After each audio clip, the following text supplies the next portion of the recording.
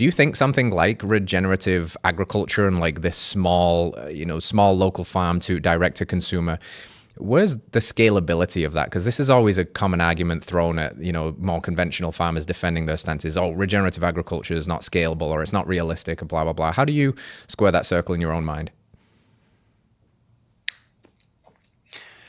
I don't think it's the right question. Okay. I think that the question we need to ask is, like, from a sustainability point, like, are we using a food supply system that can sustain us indefinitely? Because right now, like, it doesn't matter if regenerative can scale or not. We need to do a lot of work to figure out regionally, because like it really depends. Like, farming is very complex. People like to think like, oh, if you have an acre of, like, let's look at the United States. It has this many acres of land, therefore we can get, like, no. Georgia versus Nevada have very different carrying capacities. You can produce very different amounts of meat or produce or whatever per acre of land. And so it's really, even like in Texas, like across the street from my property, there was different soil type. And so there's a massive amount of nuance. But what's most important is that we are currently on a track where we're not going to be able to produce food, like, period. Yeah. And so are we optimizing to produce the most amount of food for the next 50 years and then not produce any food? Or are we looking to increase and like keep trying to figure out an actual food system that the more we invest into it and the more we eat from it, the more food that actually produces? Like, that is like, how long are we looking into the future here? And we have such a short-term vision that, and I understand, like, we have people to feed. I get it. There needs to be an off-ramp. We can't switch. I mean, so I don't know if you know what happened in Sri Lanka a couple of years ago. No. They had the government forced a switch to organic, like, overnight.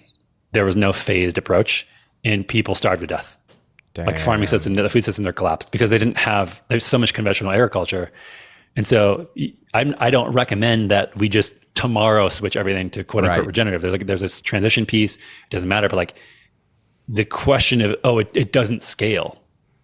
It just doesn't matter. Doesn't matter. Like, right. I want my grandkids to be able to eat food. That's more important to me. That's the question that I want answered. Do we have enough tests in enough different areas where if we have something more severe than COVID happened, where we have way more supply chain issues, that like, we know how to grow food in Central Oregon. We know how to grow food in Nevada. We know how to grow food in Maine and all around the world. Like, we need to understand how to rely on a truly sustainable food source everywhere in the world, instead of this commodified weird thing where we ship only one product from one place in the world to the other place in the world. That is not resilient at all. Like, we don't have a resilient system. We don't have a regenerative system. We have an extractive, fragile system. Like, that's what needs to change. Are you aware if these kinds of conversations are happening at a higher level? Or is this just, again, is it just being pushed off in, I guess, what we're going to just figure out something miraculously in 30 years from now because the science will come and save the day? Or, we're going to eat some kind of beige schlop Bill Gates burger forever? Or is this just, are we just kind of like blinkers on right now, feed as many people as we can, and we're just going to have to deal with that when it happens? I don't know. I don't know like any politicians, so it's hard for me to say. It doesn't seem like much is being done currently. There was just a big farm bill passed, and like a very small percentage was devoted to regenerative agriculture. And even within that, it was basically a game thing to keep pushing money through regenerative agriculture to corporations. That's effectively what our government at large does now. Is that it sets up these Ponzi schemes where we're taking money from the taxpayers, pushing it through the government, and just giving it to more corporations. Look at, for example, Ukraine war, et cetera. But I think about what I said earlier is, I think humans are very adaptable. And my hope and my faith, I suppose, in humanity of like, we will figure it out when we need to. This author shaped a lot of my beliefs around this type of stuff. His name is Wendell Berry, like OG type of dude. His book, Inside to Live America, is like written in 1967. Like, every single thing applies to today, but basically like around the decay of our society. Amazing writer. He's 88 now, I believe. I went to his place. I became pen pals with him, and I asked him what your hope is for our generation. And he said that he hopes that the crash doesn't happen all at once. Wow. And he writes this book in 1967, like everything he wrote in it came true. So I'm like, okay, this is not ideal. But yeah, I think like it's not going to look good when if we wait until we have to make a better food system, it's not going to look good. Yeah.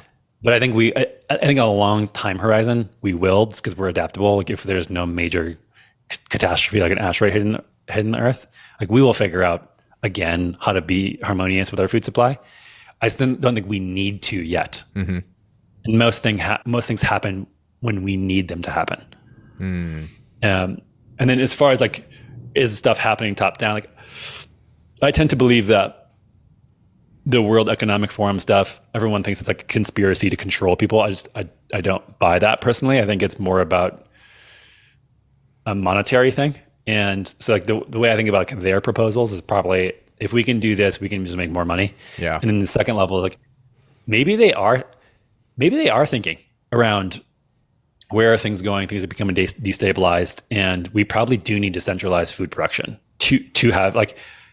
I wouldn't be surprised if there was some cabal of people, but not necessarily an evil one, of just being like, look, man, we're going to have to make bugs because this is going in a certain way that we're not going to be able to figure it out. And I think most people who are so removed from the food system don't understand, like, we are not heading in a good direction with how many people we need to feed and how much our soil is deteriorating. So I don't blame people who try to come up with solutions. I don't think that they're right for a variety of reasons, but I think that they could potentially extend our off-ramp onto regenerative agriculture, if that makes sense. So like, yeah, I've invested in like 50 different companies and get different deals all the time. And every time I get one that's like, we'll make these skyscrapers of microgreens and put them in like these type of technology focused food systems, I'm always like a hard pass. And I try to write up a thing of saying, hey, here's why I think this way.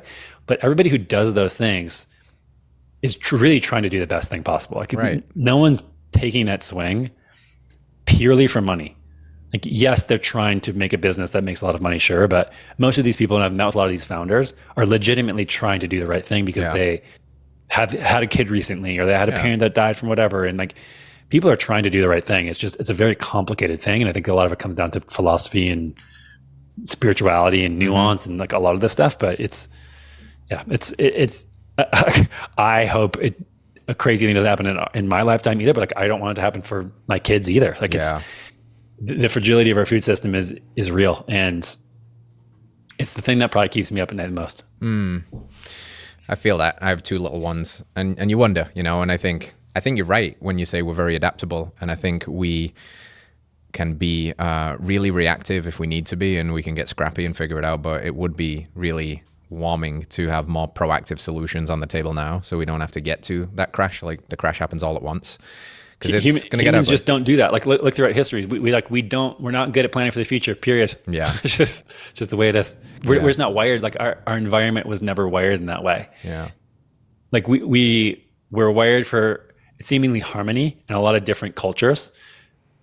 This culture has no value of harmony and balance.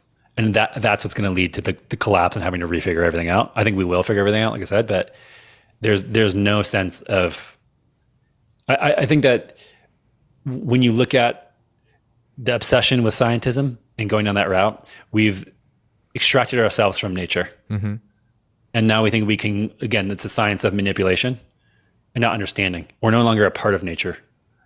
And if we are not a part of nature, we can't be at harmony with it.